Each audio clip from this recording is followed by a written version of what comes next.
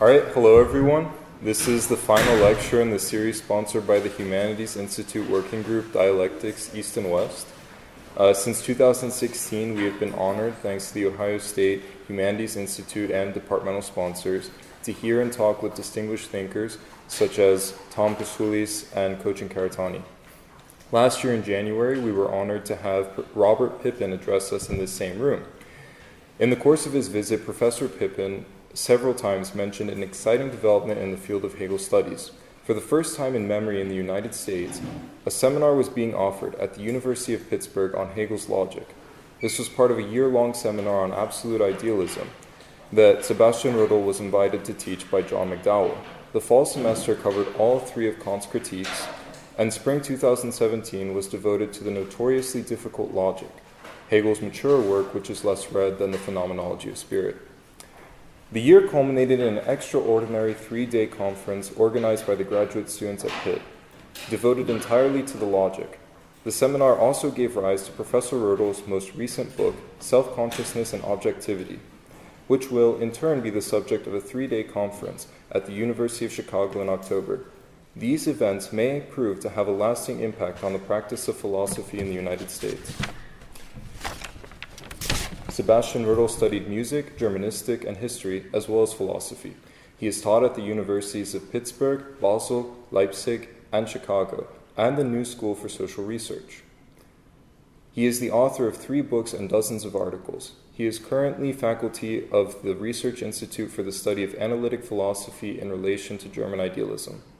What is remarkable to those who have had the opportunity to hear or read Professor Rödl is his ability to engage his audience without presuppositions, and to render the apparently obscure thoughts of Hegel's most difficult work transparent and clear in contemporary language and in relation to current philosophical discussion and debate. He is no historian of philosophy, compiling the opinions of past thinkers on various topics. Rather, he has assimilated the work of past philosophers, Aristotle, Thomas Aquinas, Kant, Frege, Wittgenstein, and especially Hegel, so profoundly that he can wear his learning lightly, engaging directly with colleagues and the public on the most important issues of our lives. Professor Rödl has commented on the regrettable tendency of Hegel's studies to sometimes attract those looking for some kind of secret knowledge, aspiring to a closed, hermetic fraternity. They imagine the path to knowledge as an infinite journey, defined by its destination. This approach misses what is fundamental in Hegel's work, the awareness that the absolute is indeed immanent to us, and that absolute idealism is nothing but the articulation of logic to the fundamental conditions of our existence. After today's lecture, there will be time for questions and followed by a more informal discussion. Please join me in welcoming Sebastian Rödl for his talk entitled Nature and the Good.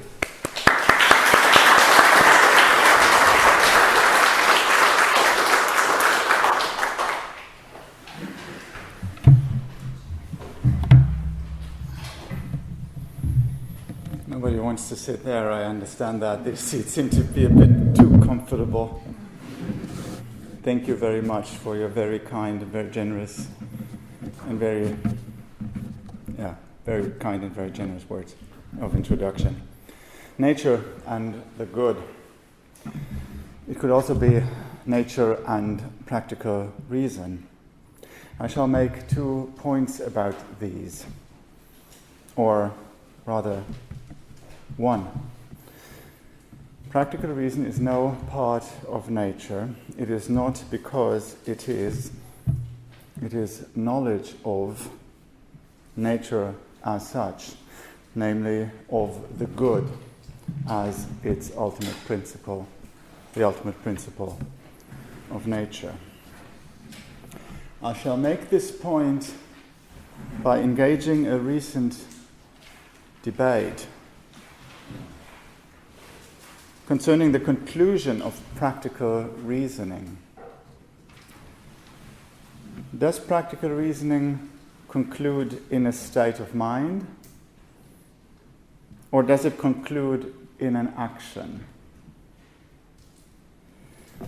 The debate around this question is disoriented. It interprets the question as inquiring into a natural power given in experience, a psychic power that we find in a certain species of animal, in human beings, perhaps in other species as well. However, the question after the conclusion of practical reasoning, the question seeks self-understanding. It asks for an exposition of the understanding of its conclusion that practical reasoning itself is. When the question is so understood, its answer is clear. In practical reasoning, we know its conclusion to be an action. And the significance of this answer is this. As practical reasoning knows its conclusion to be an action, it knows the good to be the supreme principle of what is actual as such.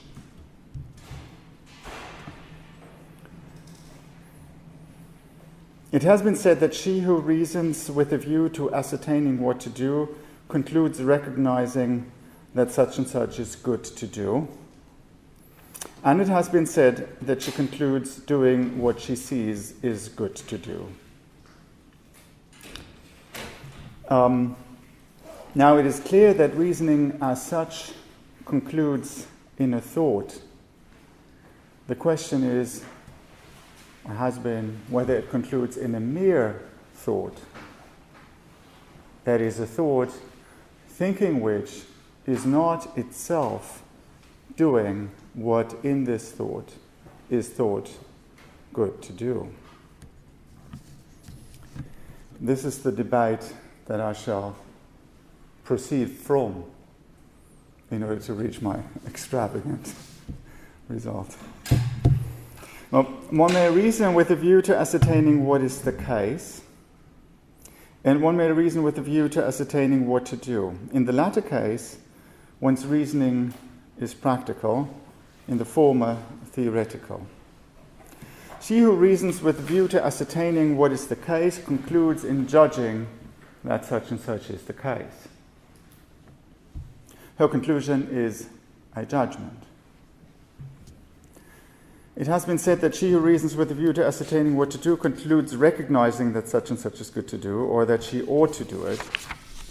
It also has been said that she concludes doing what she sees, that she concludes doing what she sees is good to do. The conclusion of practical reasoning has been said to be a thought, and it has been said to be an action. Now, as I said, if practical reasoning concludes in doing something, it does not do so to the exclusion of concluding in the thought that it is good to do. Reasoning as such concludes in a thought. For as I said, the question is whether it concludes in mere thought. A thought thinking which is not doing what it thinks good to do. However, as we shall see, there is no such thing as thinking that practical reasoning concludes in a mere thought. For in practical reasoning, one understands its conclusion to be one's doing what one knows is good to do. Now I shall proceed as follows. I first describe theoretical inference and the understanding of its conclusion internal to it. Now this understanding defines inference, and therefore practical inference. Then I explain why the conclusion of practical reasoning is no mere thought, and I end with remarks on the significance of this result. So first, theoretical reasoning. Frege writes, to show my analytic credibility, I need to cite Frege once anyway. So this is what he writes. Judging, being conscious of other truths as justifying grounds, is called inferring. For those who study Frege, I shall mention that this is my translation of the German, which is urteilen, indem man sich anderer Wahrheiten als Rechtfertigungsgründen bewusst ist, heißt schließen. In the edition of Frege's works, this is mistranslated. It's mistranslated because it's translated judging because one is conscious of other truths, blah, blah, blah, blah, blah. This is not what Frege says. He says, indem. I translate it by the naked participle. Judging, being conscious of other truths as justifying grounds, is called inferring.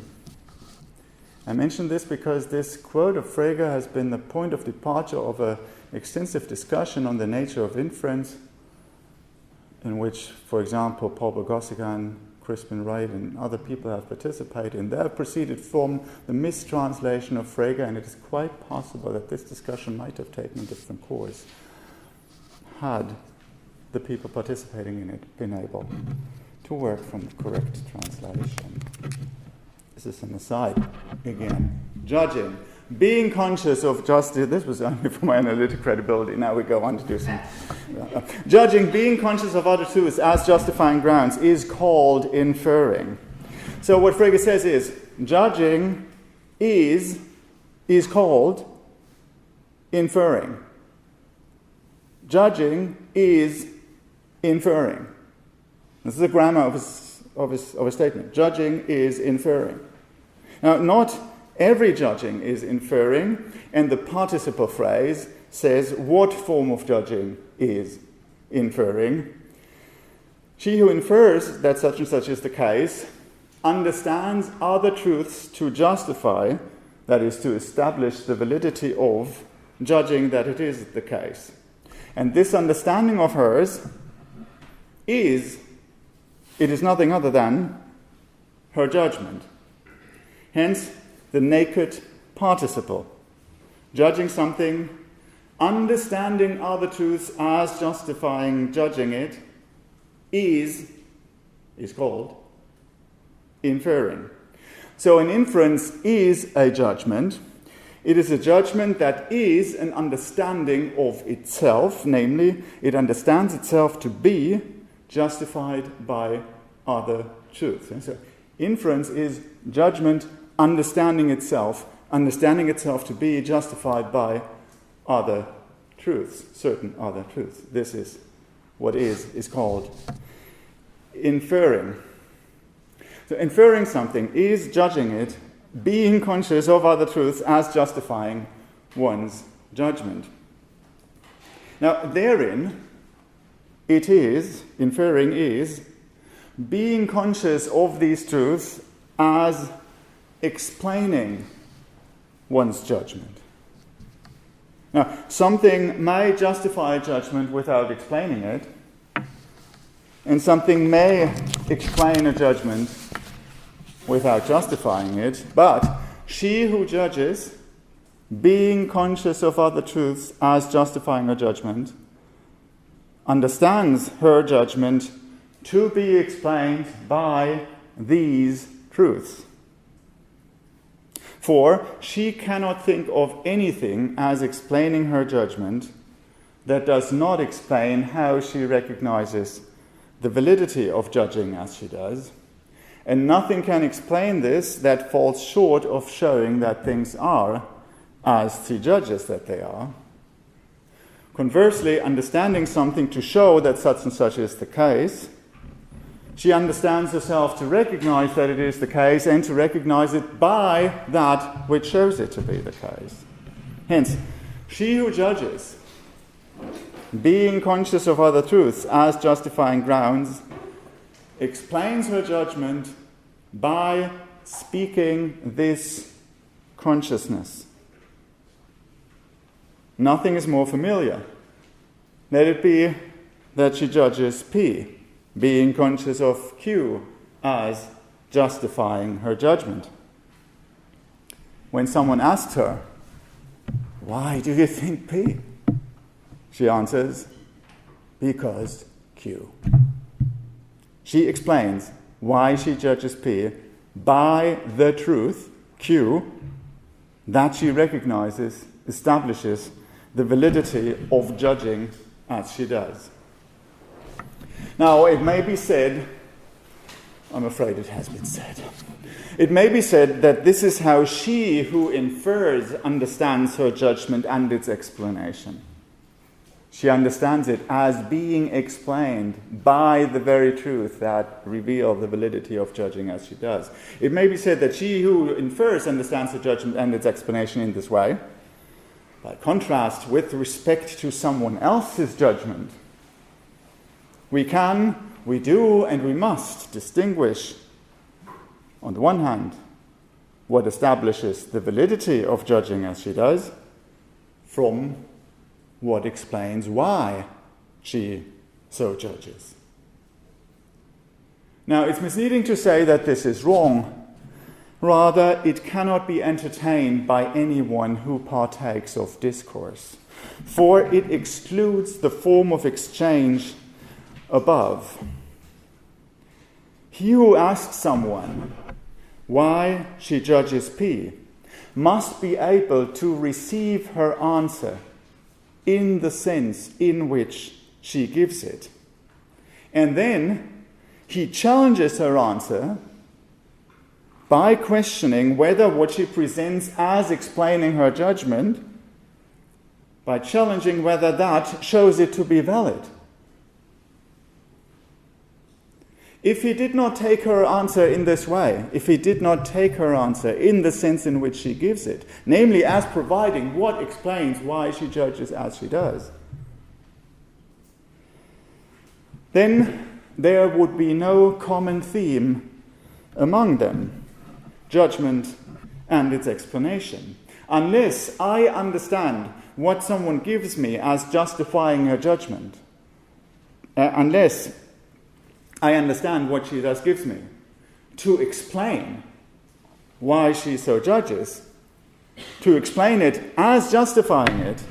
I have no idea of her judging anything at all, not if that is to be the idea of her doing what I do, judging something in the consciousness of other truths as justifying grounds of my judgment.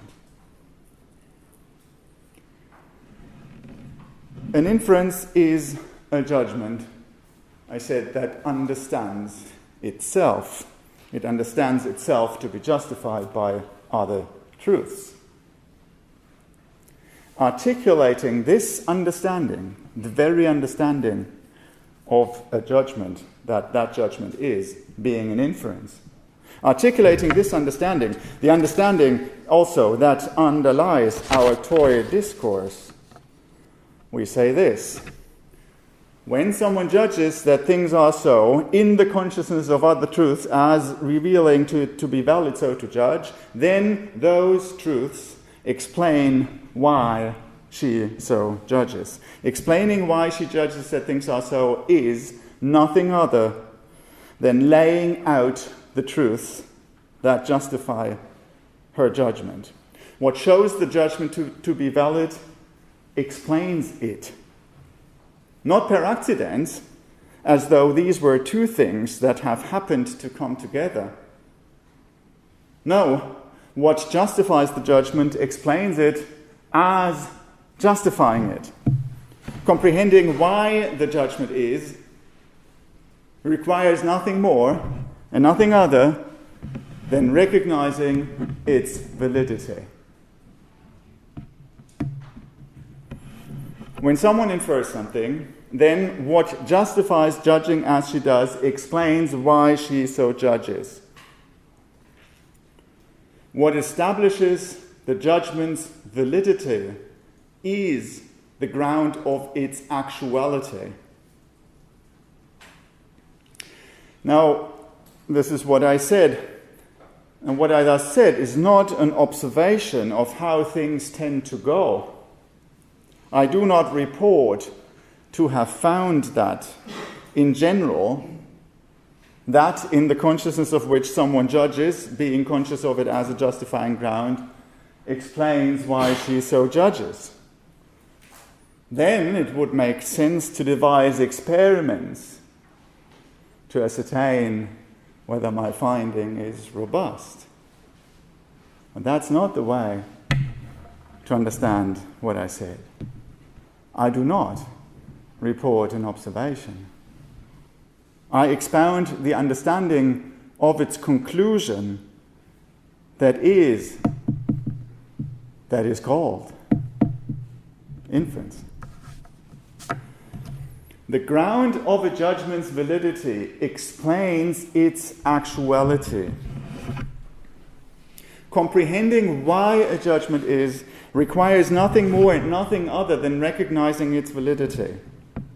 Now, as the judgment is itself the recognition of its validity, it is itself the thought of what explains its actuality. A judgment is not explained by anything of which it is not itself the recognition. There's an internality of what is such as to be able to explain a judgment to the judgment so explained.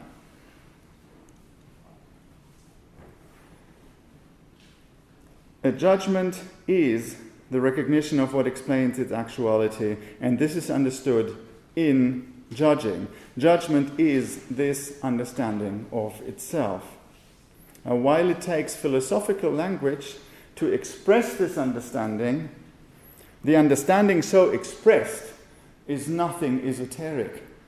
It is present in any 2-year-old who is able to speak, and it is on display in the most elementary human discourse. A judgment is the recognition of what explains its actuality. Nothing that lies outside what is known in the judgment itself explains its actuality. This is to say that judgment is absolute.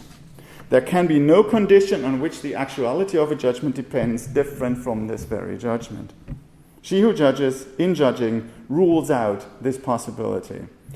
Now, Hegel says that it is an error to suppose, he does say this in the introduction to the Phenomenology, it is an error to suppose that knowledge and the absolute are distinct.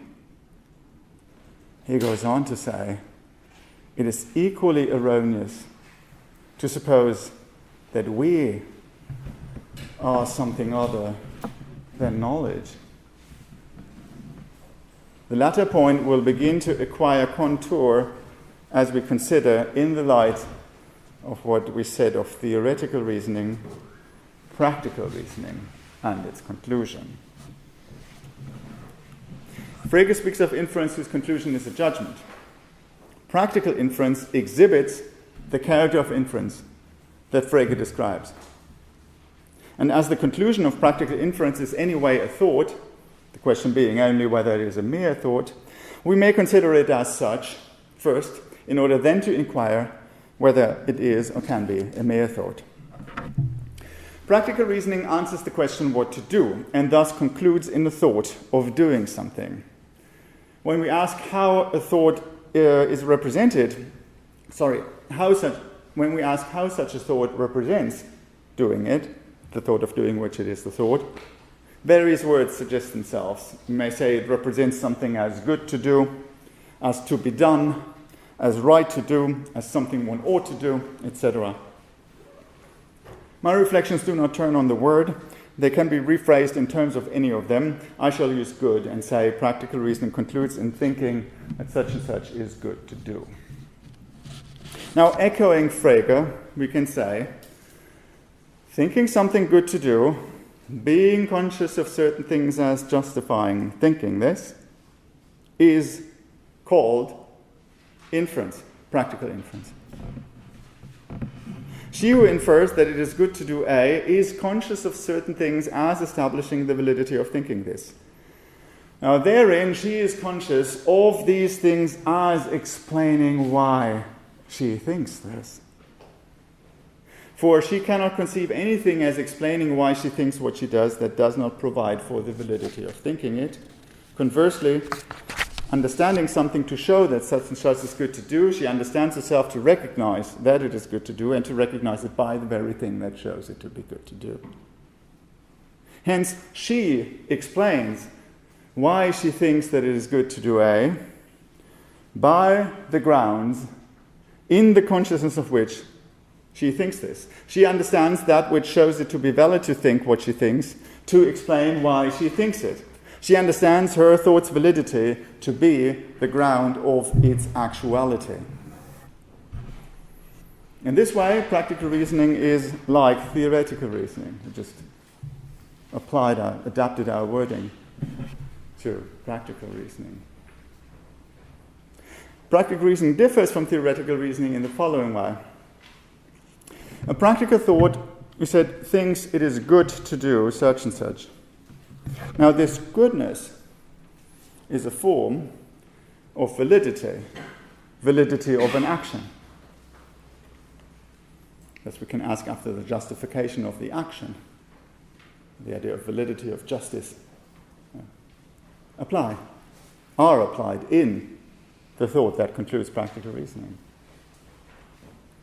Hence, in practical inference, validity appears twice over. A practical thought is the thought of its own validity, as it is the conclusion of an inference. As such, it thinks what it does in the consciousness of grounds that justify thinking it. So a practical thought is the thought of its own validity, as it is a conclusion of an inference, and it is a thought of the validity of doing something, as it is a practical thought, and answers the question what to do. So there is validity of the action thought and validity of the thought of it. However, this is but one and the same validity. If what justifies the thought did not justify doing what it is the thought of doing, one would not, thinking the thought in the consciousness of its grounds, know what to do. It would have been left open whether it is good to do what one thinks is good to do. So practical thought is a thought whose validity is the same validity as the validity of doing something. Using good to signify this validity, we can express what we understand in practical inference in this way. The same goodness is in doing something and in recognizing that it is good to do.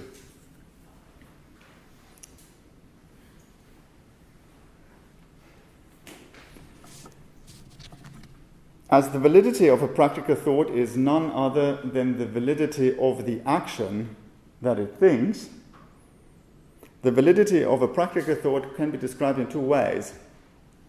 A certain adaptation of Aquinas doctrine here.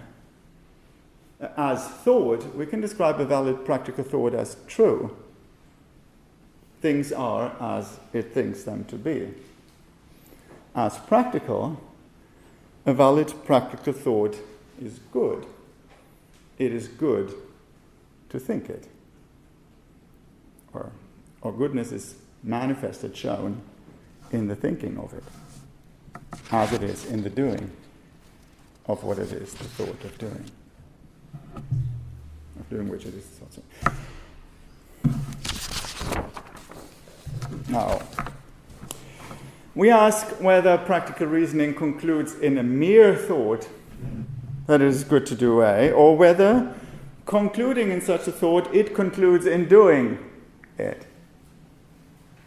Therein we ask whether someone's doing something, and that is, something's happening, can be explained in the way in which a conclusion of reasoning is. Thinking it good to do A, being conscious of grounds that establish that it is good to do, I explain why I think this by these grounds. Hence, the goodness of doing what I think good is the ground of the actuality of my thinking it good to do. If practical reasoning concludes not in a mere thought, but in action, then what holds of my thinking holds of my doing. What explains why I'm doing A is what shows it to be good to do that. the goodness of doing what I'm doing explains why I'm doing it. The goodness of my action is the ground of its actuality. By contrast, if the conclusion of practical reasoning is a mere thought, then there is no explaining why I'm doing something by revealing it to be good to do. To be sure, there will be, in favorable cases anyway, a connection of the thought in which my reasoning concludes and my doing what I think good. There will be something non-accidental in the co-occurrence of my thinking A good to do and my doing A. However, if the conclusion of my practical reasoning is a mere thought, then it is not in virtue of its being good to do what I think good that my thinking gives rise to my doing it. The causality of my thought is distinct from its validity. My thought gives rise to my doing what in this thought I think is good to do, in a manner that is indifferent to whether or not it is good to do that. So that you don't forget, I'm expounding the kind of understanding of what I'm doing that is expressed by the assertion that practical reasoning concludes in a mere thought, distinct from the doing of that of which it is a thought to do. It will be accepted that there is something non-accidental in the conjunction of my thinking it good to do, something in my doing it, but so there will be some manner of causality of my thought of doing A and my thought of the goodness of doing A and my doing it. But that causality will not be constituted by the validity of my thought. It will not be constituted by the goodness of doing what I think good to do. And therefore, it's not possible to comprehend why I am doing what I'm doing, simply by seeing that it is good to do. In this way, I comprehend my thinking that it is good to do. To do it it is accepted where thinking we accept that my thinking it good to do is to be explained by its being good to do what I think good to do. We are accepting the form of explanation that's internal to practical inference, but limited to the thought of its being good to do, distinguishing it from the doing of what I thus think good to do.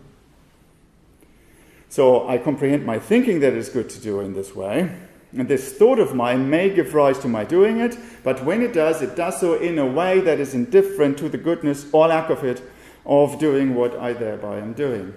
My thought causes my action, but I do not understand it to have this effect by comprehending the goodness of doing what in this thought I think good to do. My insight into what is good does not supply me with comprehension of the causality of this insight. It does not make it intelligible to me why this is happening.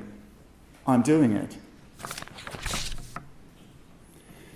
If the conclusion of practical reasoning is a mere thought, then comprehension of the causality of the thought in which it concludes lies outside ethics, outside the science that aims at the good. For the representation of this causality, representing practical thought as a thought to the effect that it is good to do such and such, while it deploys the notion of goodness, does so only in quotation marks. The account of the causality of my thought does not itself use the idea of something's being good to do. Be sure it does represent the thought whose causality it describes as a thought to the effect that such and such is good to do. So therefore, the concept of goodness is present here, but it's inside quotation marks. It's merely used to give what's alleged to be the content of this thought. It is not used in the account itself straight. It's not used straight in the account of the causality of my practical thought. And this means that the account can be valid, the account of the manner in which my thought of the good is efficacious, that account can be valid even if ethics as such is a fraud and there is no such thing as some things being good to do. In recent times, a discipline has formed that embodies this conviction. It's called moral psychology. Moral psychology studies the efficacy of thought of the good and conceives of this study as different from the study of the good. It remains neutral. The question of goodness, it just studies psychology. If practical reasoning concludes in a mere thought, then it is never possible to explain why something is happening by its being good. The good provides no understanding of what is happening. This is to say that the good is nothing real. It enjoys at best an ideal existence in our thinking. That is good to do this or that. Conversely, if the conclusion of someone's practical reasoning is not a mere thought, but her doing what she thinks good, then it's being good to do what someone is doing may explain why she's doing it. It's being good may explain why what is good is actual. The good may explain why things are happening that are good. If practical reasoning concludes in a mere thought, then whether something is good is irrelevant to whether it's actual. Conversely, what is actual as such is indifferent to its goodness or lack of it. Now, this is an attempt at ethical nihilism. Moral psychology is a manifestation in the philosophical discipline of ethical nihilism. And no one ever, therefore, has embraced it, understanding what she thereby thinks. For this thought undermines practical reasoning, and conversely, this thought is rejected in every act of practical reasoning. Let me explain. Now, as someone thinks it good to do A, being conscious of grounds that justify thinking this, her thinking it, is explained by its being good to do that. Equivalently, it is explained by its being good to think this. For recall, the same goodness is in doing what in a practical thought is thought good to do and in thinking it good. Now, her thinking is something actual. While it is not itself something's happening, it underlies her doing what she thinks good to do. And only something actual can underlie something actual. So if someone's thinking something good is explained by its goodness, then the good is not unreal. So much is already contained in the idea internal to practical reasoning as such, and of the comprehension of its conclusion that practical reasoning itself is. The good is not unreal because it's explanatory of the thinking something good to do, which indeed is good to do. But now we cannot say that the good, which is able to be the ground of someone's thinking something, is incapable of being the ground of her doing something. If we said this, we would assert a gulf separating thinking and happening that no causality could span.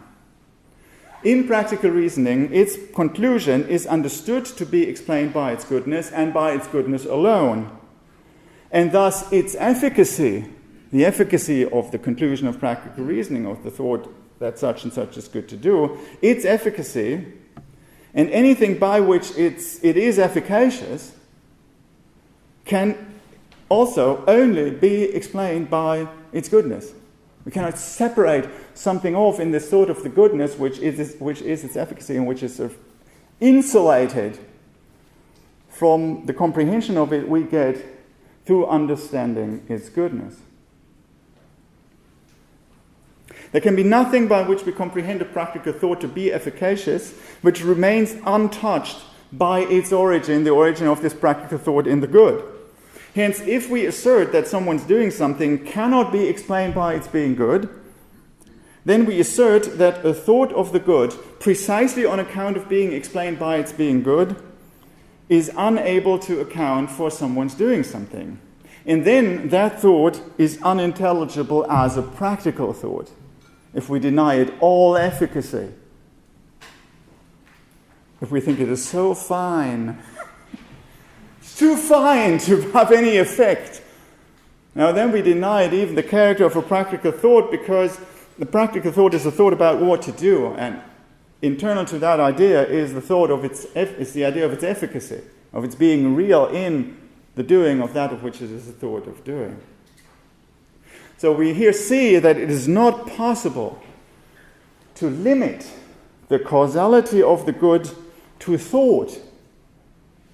To draw a line separates thought as what's intelligible through its goodness and place the action of which it is the thought outside the sphere of the efficacy of the good.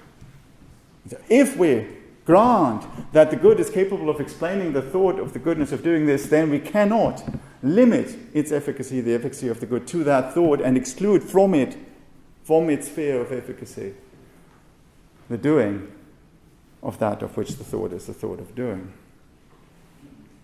Now, this shows that the conclusion of practical reasoning is an action. It shows it in this way. It shows that the thought of its conclusion as an action is internal to practical inferences. Practical inference would dissolve, its self-comprehension would dissolve, if that were denied. There would be a dissolution as well of the integrity of practical reasoning as such. And conversely, the alleged denial of this thought, the alleged denial of the thought that the conclusion of practical reasoning is an action, the alleged denial of this thought is nothing other than the dismantling, the dissolution, the falling apart of practical reasoning, and therewith this alleged denial is the dissolution of that about which the denial means to deny something. So that the denial itself is of self-dissolving. It dissolves that of which it means to deny something. It means to speak of practical reasoning, say something about it. But what it says is such that thinking it is the falling apart of the very understanding that is called inference. The conclusion of practical reasoning is an action, and this means that its being good may explain why that is which is good. Now this thought, the thought of the good as the ground of the actuality of what is good, is a thought of the actual as such. So it determines the very idea of actuality. And therefore practical reasoning is metaphysical knowledge.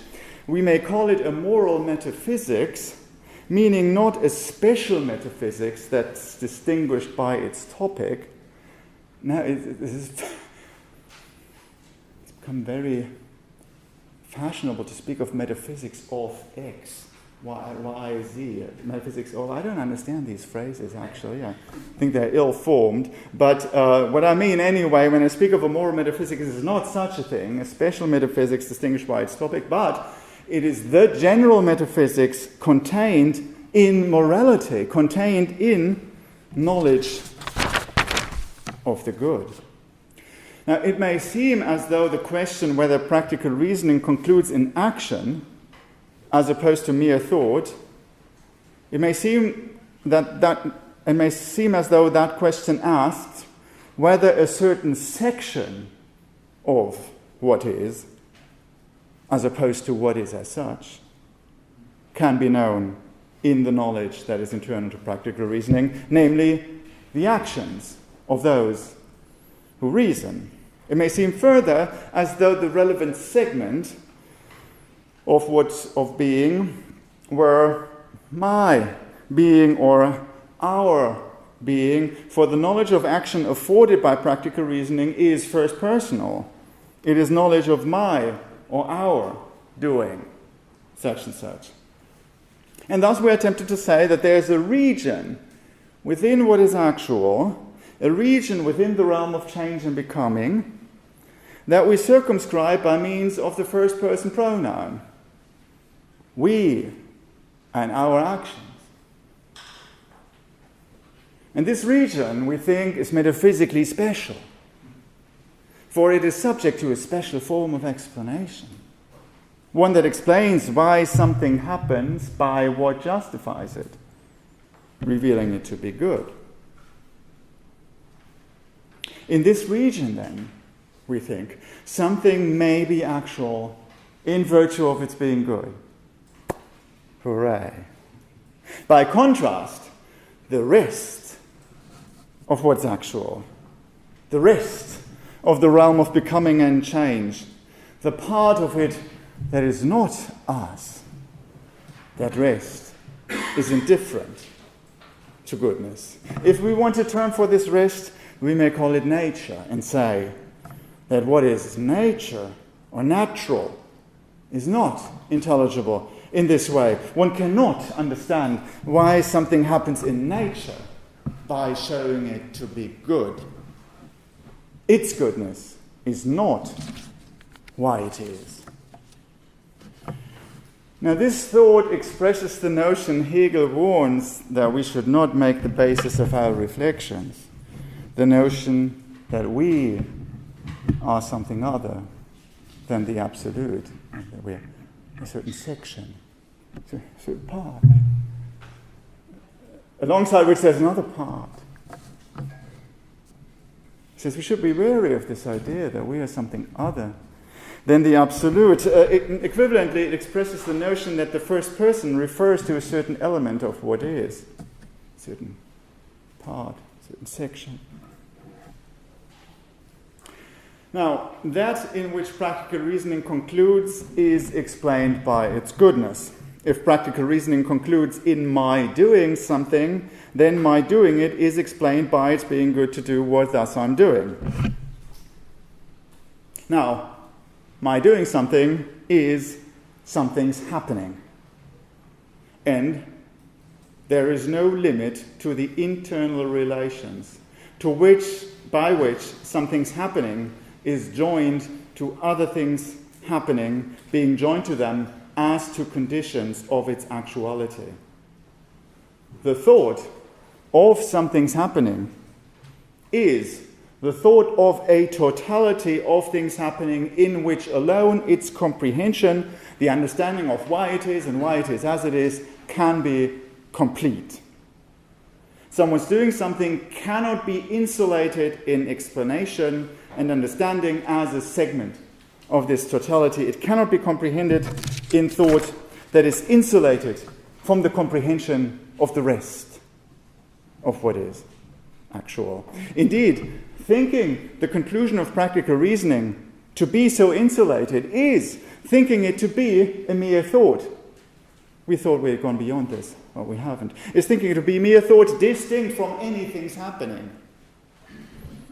Now, above, we found that we cannot limit the causality of the good to thought and place the action of which it is the thought outside the sphere of its efficacy. Now we find that it is equally impossible to limit the causality of the good to ourselves and our actions and to place nature outside the sphere of its efficacy. As its being good is the ground of the actuality of my doing what I recognize to be good, the efficacy of the good is illimitable. It embraces the very totality that is thought in the thought of something's happening. the actual. This thought of the good, its illimitable efficacy in what is actual, is internal to practical reasoning, and thus it is internal to my doing anything, insofar as I comprehend my doing it to be such as to be a conclusion of practical reasoning.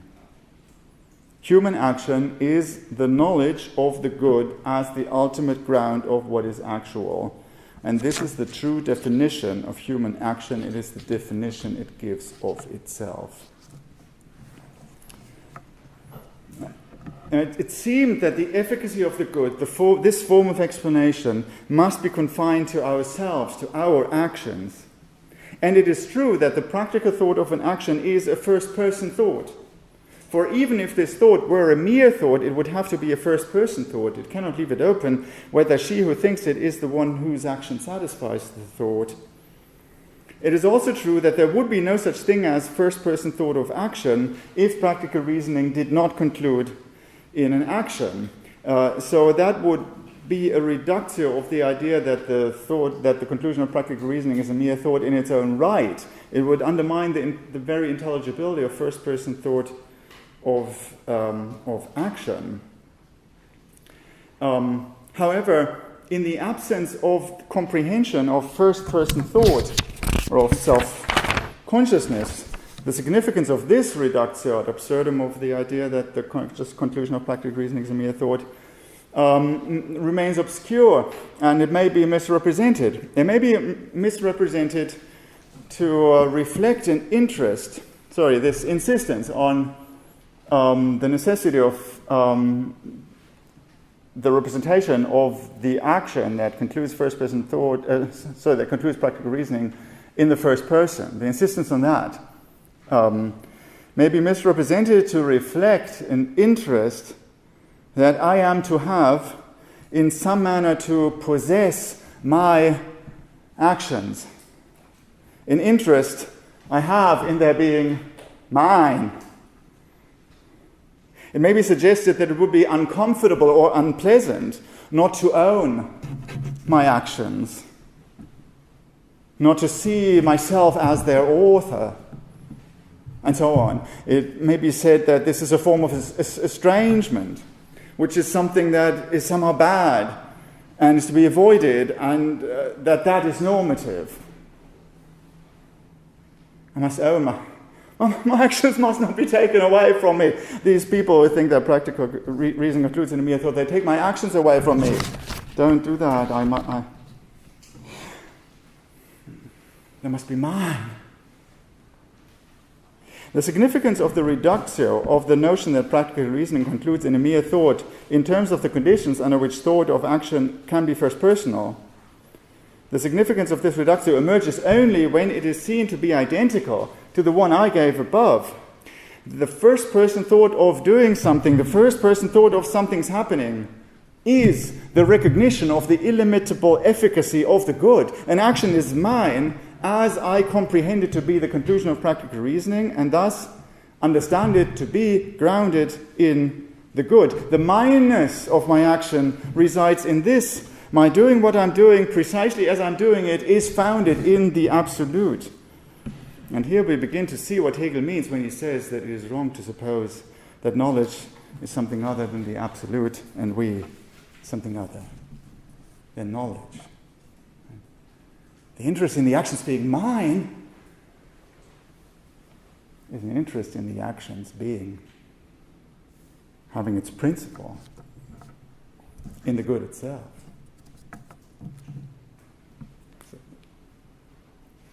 Opposite. Yeah, you see what I mean. Understanding the conclusion of practical reasoning to be nothing other than my doing what in so reasoning I understand to be good to do. I know the good to govern what is actual as such. This means that the good is not a power of a certain species of animal. No such power could be the principle of what is actual as such.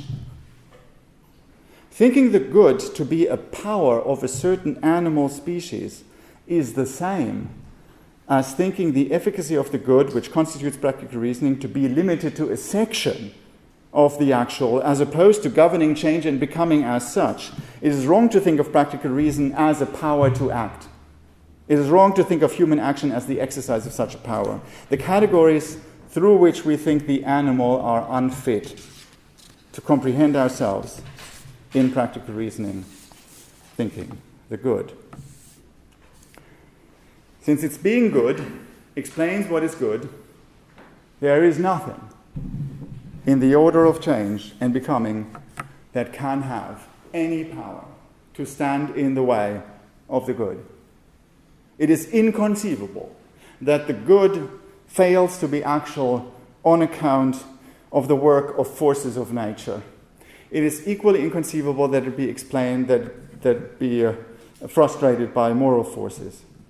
And this holds of the efficacy of the good in what is happening, and it holds equally of its efficacy in the will. Here too, nothing can have the least power to stand in the way of the good.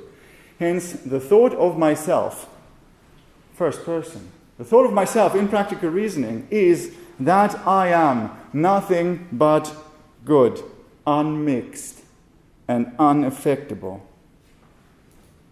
This does not mean that I have a power to act well that cannot be affected by wrongful desire. It means that there is no such power. If I thought of the good as my power, then I could not think that it was unmixed and unaffectable. On the contrary, I would see this alleged power to be frustrated over and over again. Now, Kant's absurd response to this, his attempt to hold to the corrupt idea that practical reason is a power, is to postulate an infinite path along which I may progress toward moral perfection and we all toward the highest good, although we cannot know ourselves so to progress. This repulsive response is the only one available when practical reasoning is thought to be a power that I possess, a power to act well. It is precisely the thought that I am good, unmixed and unaffectable in my goodness, that I recognize that I am nothing at all and have no power whatsoever. To work this out is to work out the idea of the absolute inside practical thought. And this is for another occasion. The point here is that practical reasoning understands its conclusion to be something happening, and that this understanding is one of the good as absolute. Thank you.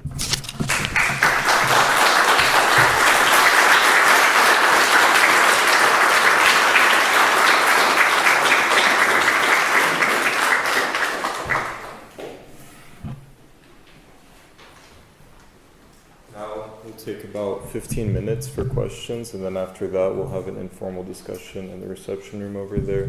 I'll get some food. So, do we have any questions? Yeah. We have informal questions now. Informal ones like.